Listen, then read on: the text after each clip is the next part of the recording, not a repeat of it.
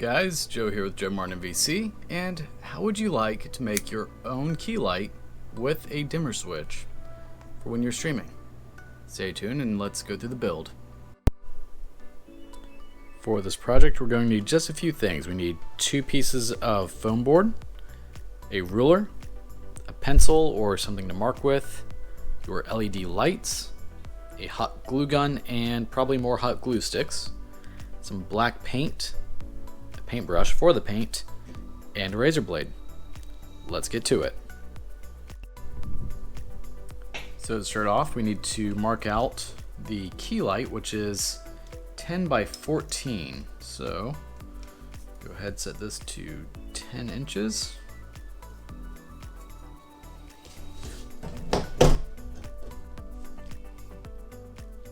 Slide it because the tripod is in the way.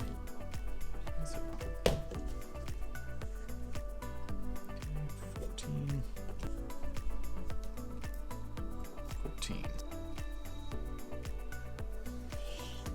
1.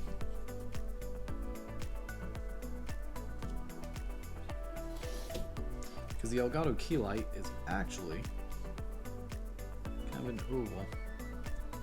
Since the Elgato key light is a rectangular oval, we're going to use our paint bottle to mark round edges for our own light.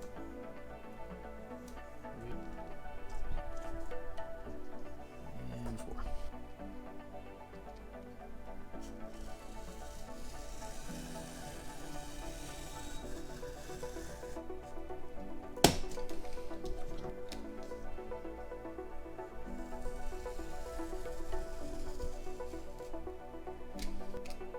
Circular section, which is actually really hard for me to see. This should probably be easier with an X-Acto knife, but this is the knife I picked up, so I'd cut this out.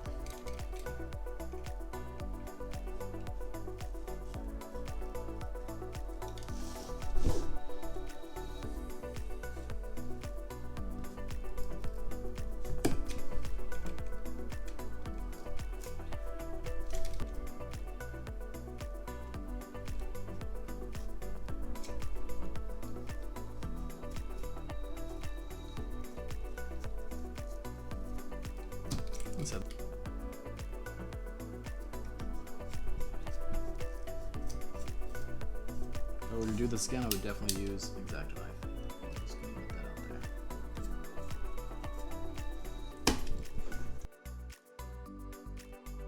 there. Now we want to mark where our LEDs will go. Since we have 5 meters or 15 feet of LEDs, and we're working with a 10 by 14 inch panel, we're going to mark lines for every inch. The reason we're using foam board is because it's cheap and readily available, only $1 to $2 depending on where you get it, and the glossy white surface makes for an excellent reflector without needing to use foil or paint on the inside.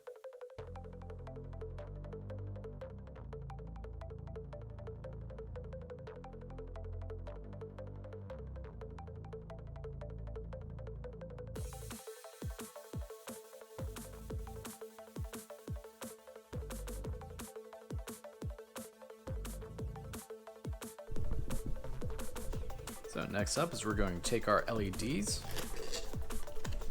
take them out of their packaging, set all that to the side. So the way these LEDs work is they have an adhesive backing and your plug. And I'm actually going to remove that because it will be an issue later. I don't care about that a little bit. So what we're going to do is we're going to start in the very middle, work our way up, around, and just go in an S pattern, and it should take up this whole area and give us fairly even light. Down here at the very bottom, it's going to have a little bit of a cover, so it shouldn't matter. What we'll end up doing is cutting a small hole to put this through. We're actually going to do that now before we actually put our LEDs in. To make the small hole, you can use any number of items. I started by punching a hole with my screwdriver and then use my paintbrush to widen the hole enough to get the plug end through. Once the plug end is through, go ahead and peel off the adhesive backing from the light strips, being careful not to touch the adhesive or letting it touch anything you don't want it stuck to. These LEDs are very flexible, so we will be able to bend them over to have them flat at the end.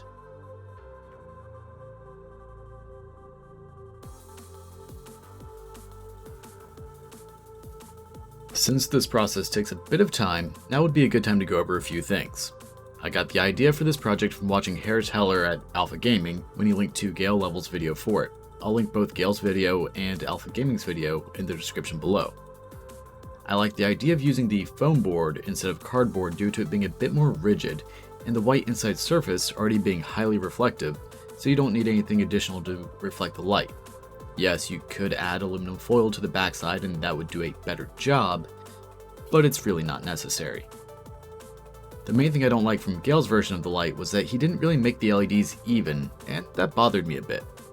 With the 1-inch spacing for our rows, we have enough LEDs to actually go all the way around the border as well, which gives us as even lighting as possible with this configuration.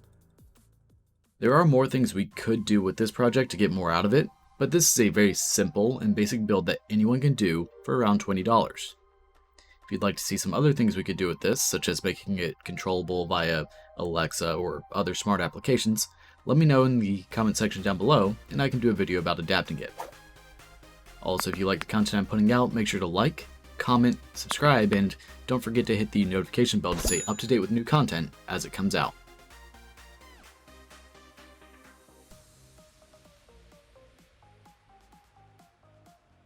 One thing this video doesn't really cover is mounting the light really, as that would depend on your situation and what you'd like to do.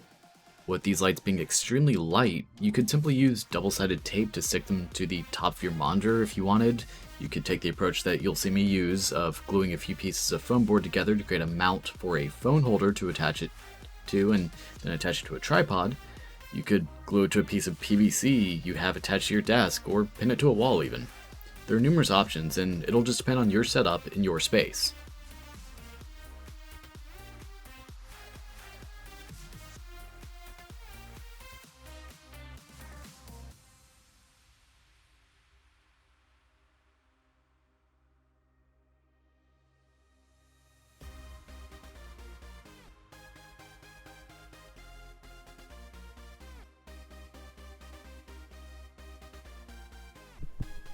Alright, so this is pretty much guaranteed to blind the camera, but so we plug it in, and this has a dimmer switch built in. You can't see it because it's off the camera, but we just slowly turn it on. They'll light up. They get very bright. I'm going to turn it off. I'm going to turn off the overhead light, so everything's going to get really dark. Actually wasn't super dark. Alright, so both lights are off. Dimmer switch. So that's on initially. Oh yeah, that blows up. Oh my god, that's bright. Alright, so far, I'd say this is a success. Let's move on to the next part.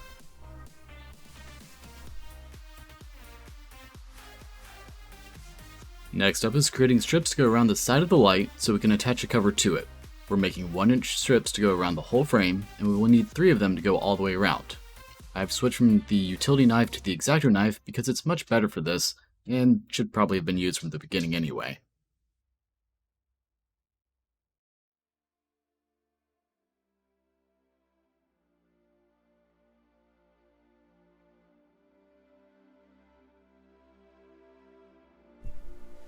So for this part, what we're going to do is take these pieces, these strips that we cut, and we're actually going to bend them around this whole frame that we have. It's up to you if you want to do the inside or outside. Looking at it here, it looks like if I do inside, I'm going to be on the very edge of these LEDs. But I think that's what I want. So I'm going to start in the middle, and what we have to do is just simply move everything out of the way. First off, mark where we're starting. So I know I'm going to start right here in the middle. And then mark right here where the bend starts. And then we're just going to make a bunch of little cuts, probably going to about here. So go ahead. And I'm just going to do this. Oh, no, we'll do it freehand. So pretty much just make a cut going from here, just getting through the first layer. One.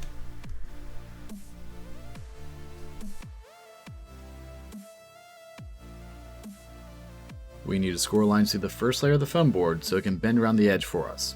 You'll want to make around 10 cuts over approximately 1.5 inches, and that will allow us to shape the foam board around the light base. We'll need to do this for all 3 pieces that we'll be doing, and I'll do the other 2 pieces off camera to save us a little bit of time.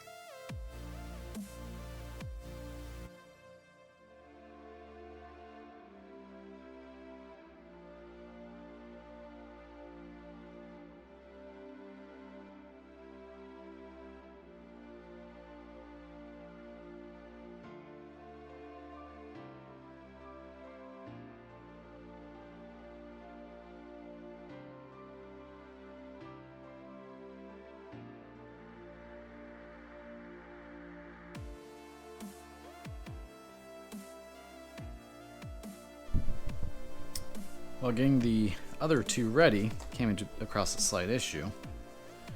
This one here, the bend terminated right there. I didn't really want to have 2 joints together at the termination mark at the bend there, so I'm going to cut both pieces to match up right here. So I'll go ahead and do that here.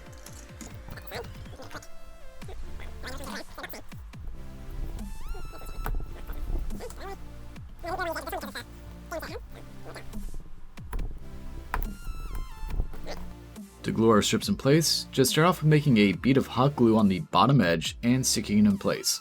Don't worry too much about making a mess, as it can always be cleaned up afterward, and glue drips can be cut off from the outside. As much as I'd love to say, take your time making your glue beads along the edge and not burn yourself, we all know that hot glue only has a few seconds before it starts to set up and isn't sticky anymore. You could also use super glue to do this, which would probably be a bit easier to use. And you obviously don't have to use some huge hot glue gun like the one I'm using here. My Ryobi glue gun is the only one I have, so that's what I'm using. You could definitely get away with using just one of the cheap $3 ones from Walmart.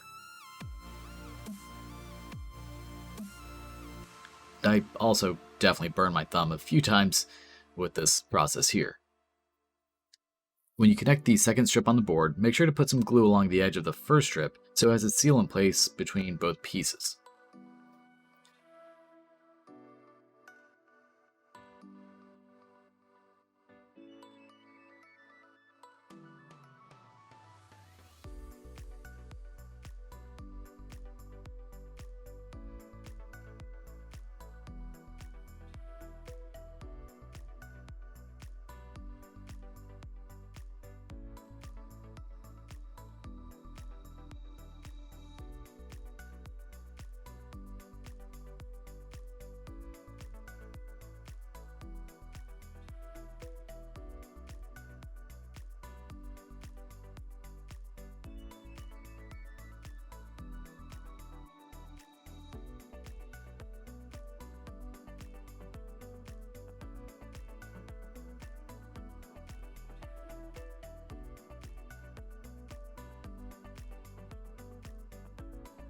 And at the end of it all, you can go ahead and put a bead of glue around all inside edges if you'd like to completely seal the 2 pieces together.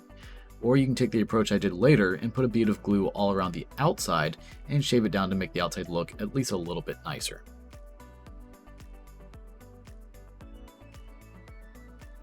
It's now time for us to go ahead and make the face bezel to go over the light.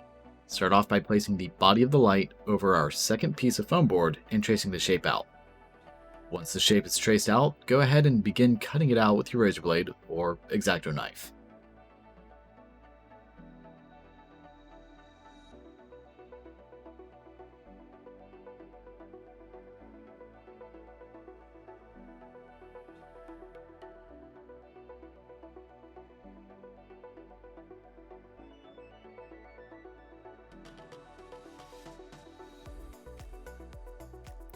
Once it's all cut out, you'll want to mark lines at 1/2 inch in all the way around the whole piece.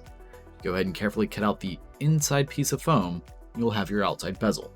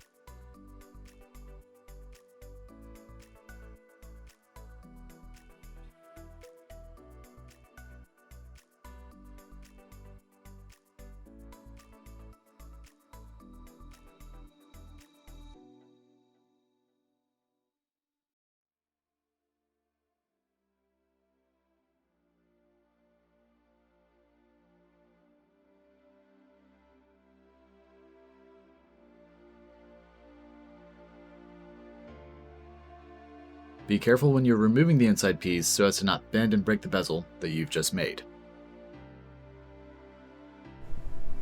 Alright, now that we've got that cut out, we can see how it looks on top of the piece. So it's not perfect around the edges. I think it actually went this way. There we go. Yeah, that's better.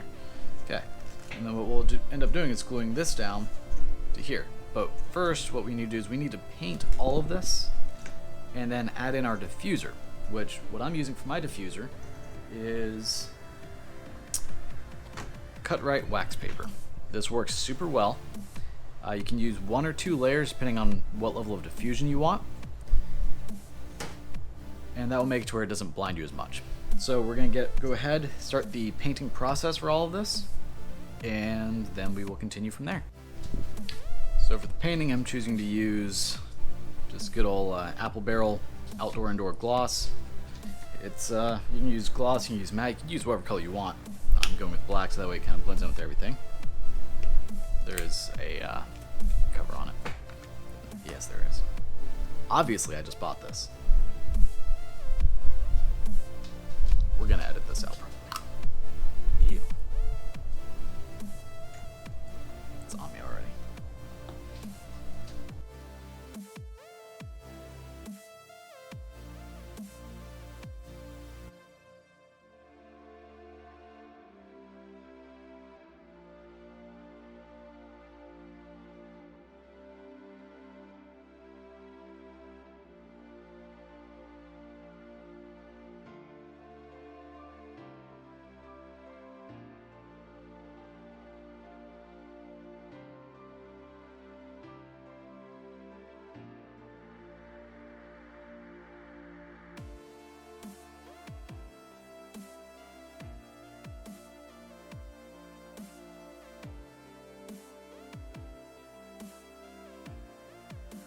For the diffuser, we're going to use our wax paper. I recommend starting with just a large sheet of wax paper and cutting it after gluing the bezel down. Go ahead and put a bead of glue all the way around the bezel and stick it down to the wax paper. Apply a bit of pressure while the glue dries, and then we can use our X-Acto knife to cut out around the bezel. When it comes to the diffuser, you can use either 1 piece of wax paper or 2. Going with 2 will give you a bit softer light, though it doesn't seem to be necessary. If you notice that the wax paper didn't fully attach to your bezel, just go ahead and add more glue around the edges where you notice that it's not attached. And there are other things you could use for a diffuser as well, such as thin white cloth or tissue paper. I just went with wax paper since it's what I already had. After the diffuser is fully glued to the bezel, go ahead and add a bead of glue around the actual body of the light so we can glue the bezel down to it. You will have to go pretty quickly with this process because the glue will dry on you if you take too long. I actually had to do this twice because I wasn't fast enough the first time. Once the bezel is glued to the body, you can go around the whole light and add hot glue to any spots that look like they may be missing glue, or that you just want to fill in to make the light look a bit cleaner.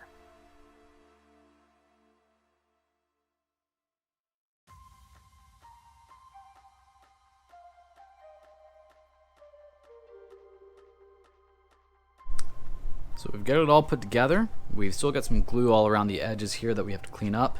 Let's see how it looks when it's turned on. It definitely gets extremely bright, but it's not super harsh on your eyes. Like, I can look into it and it doesn't hurt. It did before. But the main thing is, when we turn it on, we can see all along the edge that light is coming out. So what we need to do now is just go ahead and take your paintbrush and go over all the edges to seal it in and put black paint over it until no light comes out. It just creates a cleaner look, and it'll make sure there's no bleed through when you're streaming. So I'm going to do that off camera because it's just simple painting, and then we'll see how it looks when we're alright. So we've got it all done. It's all painted, it's sealed. We've got the dimmer switch set up, which just plugs in. It comes in the box, lights up beautifully. So what we're going to do is go ahead and pull it into the office and see how it looks set up. So we can see how it's set up here. Now as for how you actually attach it, I attached just a phone mount to the back of it. So that way it could attach right to the back there. But there are multiple ways to attach something like this, depending on what your needs are. So we can see, got the dimming all the way in or all the way back up. So that's what we've got here. If you guys like the content that I'm putting out, make sure to like, comment, subscribe, and don't forget to hit the notification bell to stay up to date with new content as it comes out. Thanks so much for watching. Take care.